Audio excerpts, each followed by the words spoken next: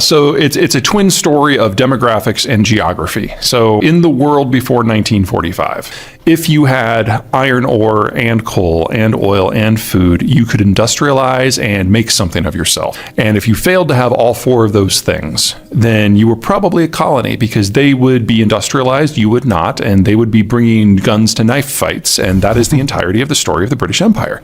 In 1945, things changed because the Americans found themselves in a world they didn't recognize.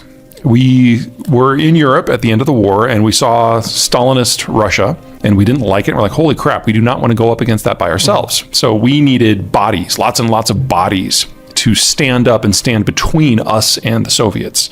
No one wanted to do that because World War II sucked for everybody in Europe. So we basically had to come up with an inducement. And the solution was free trade and globalization. Access to the American market. Access to the American market, access to global resources. Because it used to be that if you were industrialized and you had a navy, then you could control the flow to this or that mineral or energy source or food source. And if you didn't, you were probably a pre-industrialized subsistence agriculture environment. And that was no fun at all. But now everyone didn't need those four things. They only needed one of them, and they could trade for the rest. And so we all started to develop, and that meant we all started to move into cities. And when you move into cities, kids go from being a free resource and free labor to a really, really expensive conversation piece. And we had fewer of them. And so the population structure started to age in a way it hadn't before. So if you think of a pre-industrial population like a pyramid, lots of children at the bottom, few retirees at the top, it started to open up into a chimney. Child mortality wasn't as bad, people would live longer. And we had this nice period in the advanced world from roughly 1950 to roughly 2000, when instead of having a pyramid, we had a column. Not too many children relative to the total, not too many retirees relative to the total, but a lot of people in their 20s and 30s and 40s who would consume, 40s, 50s, and 60s who would produce. And it was the fastest economic growth the world has ever seen. In 1990, globalization was kind of thrown open to everybody, and everyone else joined in, the Chinese, the Brazilians, the Russians, and everything. And they went down that path a lot faster than we had. And so the transformation that we did in 2 or 3 generations, they did in 1 and 2. Well, we're now on the other side of that. After decades of rapid aging, we're not just running out of children. That was 20 to 40 years ago. We're now running out of working age adults. At the same time that the Americans, 30 years on from the Cold War, have really lost interest in maintaining the global system. So we're losing the strategic rationale for globalization. At the same time, the economic rationale is dissolving, because if you don't have enough young people to consume, there's no point in trading in the first place. So this was always the decade where it was all going to break down. It was just a question of the specifics of the order and just how fast it could happen. And what we're seeing with the degradation of the Chinese system in the Ukraine war is it can happen pretty fast. Sure, so everybody started the industrialization process at their own pace and at their own time and from different starting points. And as a rule, if you have a lot more elbow room, a lot more small towns and arable farmland, the transition was slower because the economic need to move from the urban or into the urban environments the pressure wasn't as great. And so in places with a lot of space where the weather is broadly positive, like the United States, that process has been really slow. In fact, while industrialization really got going after 1945, technically the U.S. started the process back in the 18th century.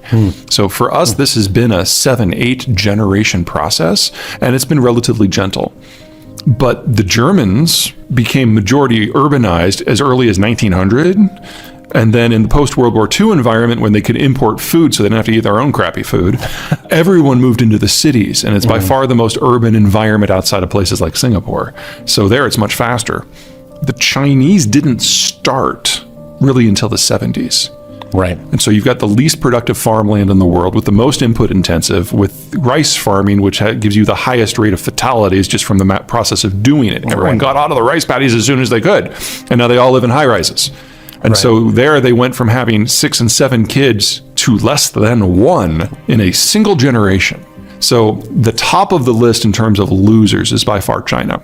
We now know that the Chinese demographic situation is so poor that maintaining a national constitution is not possible past this decade.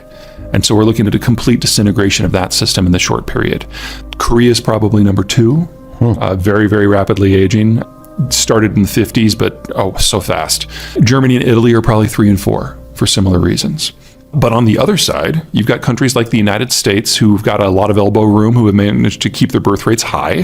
Sweden is on that list. France is on that list. Argentina is on that list. And then there's some countries in the middle where the urbanization is quick, but it's happened so relatively recently that it just hasn't had a chance to really dig in, and it might even be reversible. And that's your Indias, your Indonesias, your Mexicos, and your Brazils. Yeah, key thing to remember is that there is no Canada. Canada is not a real place. It's not a real country. It is 10 provinces that have their own sets of rules and their own trade relationships, each one of which trades more with the United States than they do with the rest of Canada. I don't mean that to say that that is a bug. That is a feature because it makes the provinces a lot more dynamic and functional when there are changes in environment.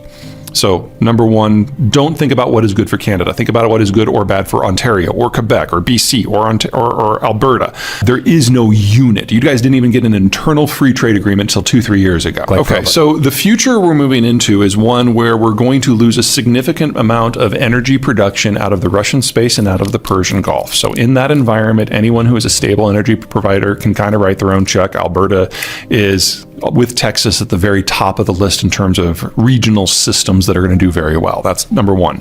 Number two, we're seeing a breakdown in the trade system that allows global fertilizer to be produced. In North America, that does not apply.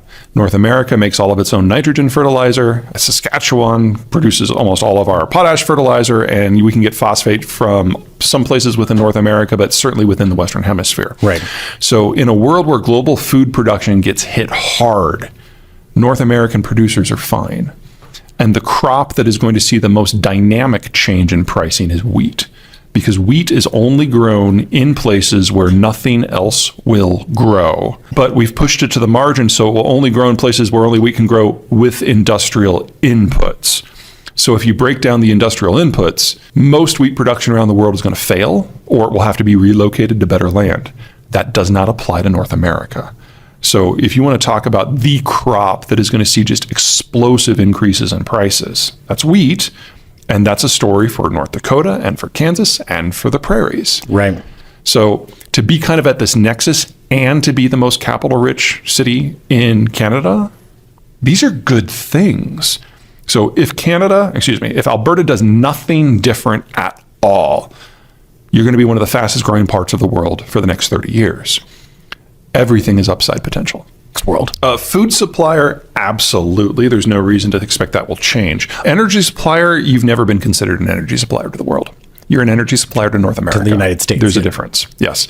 And the questions that the Japanese and the Germans had, they were not coming to Canada because they thought it was going to be a slam dunk. They were coming to Canada because it's a Hail Mary. There are no places in the world that can easily step into Russia's shoes from the European or the Asian point of view. And honestly, I don't think the Germans or the Japanese were very hopeful when they arrived in the first place, because let's be honest, you are not a country, you are 10 provinces, which means for Albertan crude to get out, it has to either run through Britain, given in to allow it to happen. The political coalition that is supporting the minority government is not in favor of that. And the federal government is unlikely to do anything, even when it's built, to make sure it can operate. So all of the protest groups, especially the BC government, which is one of the protest groups, are going to do everything they can to stymie that pipeline from the day it's finished. So I wouldn't count on that one. And then if you're going east, oh my God, if you can get the natural gas to the coast, you then have to build an LNG liquefaction facility. No one has ever built one of those in less than 5 years. So when Japan and Germany were like, they were kind of hoping against hope that something would happen, but it was hoping against hope. There is no way to fix their problems with LNG in the midterm. How will they fix their problems, or how can they fix their problems? I'm not too concerned about Japan. So Japan, series of very rocky volcanic islands, and most of the urban centers are not physically connected. So each urban center has to have its own ground up energy infrastructure, and they know that if they rely on one commodity or fuel source, that if something happens with that market, they're screwed. So every single urban center has a coal burning power plant, an LNG burning power plant, a nuclear power plant, and sometimes some alternative stuff that even includes wood. And they don't need them all. They only need one or two of them to work. To meet their power needs. Exactly. And so they even have oil burning, which is only Lebanon burns oil anymore. So for them, it would have been nice to have another supplier, but they have other options and they don't need them all. And remember that because of their demographic situation and their deindustrialization, the Japanese don't use nearly as much energy as they used to. They used to take 5 million barrels a day. Now it's like 3.25. So they have a lot of overbuilding in their power sector that gives them a lot of flexibility, and they can tap the Western Hemisphere in a way that the Germans really can't. Even if they were to keep all of their nuclear plants online, that doesn't help them with the petrochemicals that undergird their entire industrial base. So there is no import system that allows them to run their industrial plant on the same price point that they become used to. They're looking at chronically now 7 times prices of what they used to have. And that's an end to Volkswagen. That's the end to the entire industrial model, and there is no way to replace that. They built their entire industry on the globalized post-war environment of access to Russian cheap energy and access to global markets to sell to. They have now aged out. They're aging into mass retirement, so they're losing their workforce. They've lost the energy now, and there's just no coherence to it at all. So we should expect that basically to go away over the next 2 years. And because you brought it up, I want to talk about the Nord Stream pipeline. Security. I don't know who blew it up. I just don't know. You just don't know who blew it up. You don't have a theory, dude? Oh, I've got a theory, but I mean, the problem is that nobody's theories make sense for about 15 seconds. So theory number 1, the Russians did it, which means they blew up their own pipeline. Primary piece of leverage over Europe, especially over Germany. That's very, cutting off your nose to spite your face kind of thing. Right. The second theory is that the United States did it, but the United States had already won. Back on September 1, people forget that the Russians shut it off. And they told the Germans publicly, look, without this pipeline, your entire industrial base collapses and you deindustrialize. So we're going to make you choose publicly. You either side with us on Ukraine and you keep the gas flowing, you can remain modern, or you can remain Western and you can deindustrialize. They chose to deindustrialize. The Germans get a lot of crap for being foot dragging on this conflict. People forget that they had already sacrificed.